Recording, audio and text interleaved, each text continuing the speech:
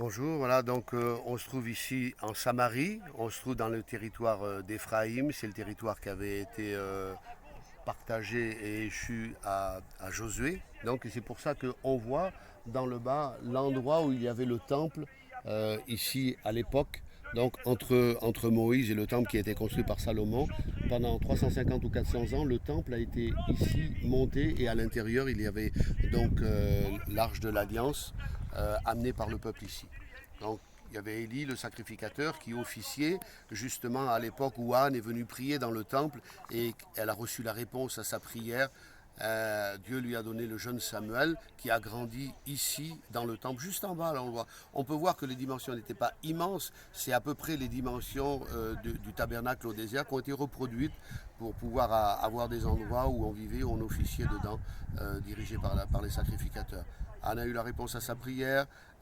Dieu lui a donné le jeune Samuel qui a grandi ici dans le temple et qui est devenu le grand prophète Samuel, le premier qui a ouvert donc l'ère des prophètes. Samuel qui a oint Saül pour roi, qui a oint David aussi pour roi, qui est devenu le grand roi, le père de Salomon. Et puis donc toutes ces choses se sont passées dans cet endroit-là.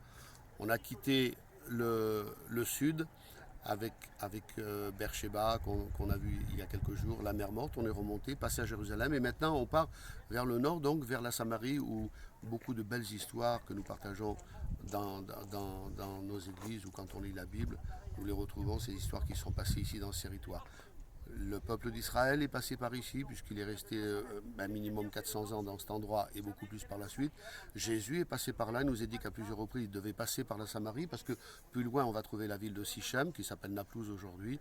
Et donc Jésus est passé par là juste pour aller sauver une femme, hein, apporter son message. Donc c'est de très très belles visites à faire, de très très beaux endroits à voir.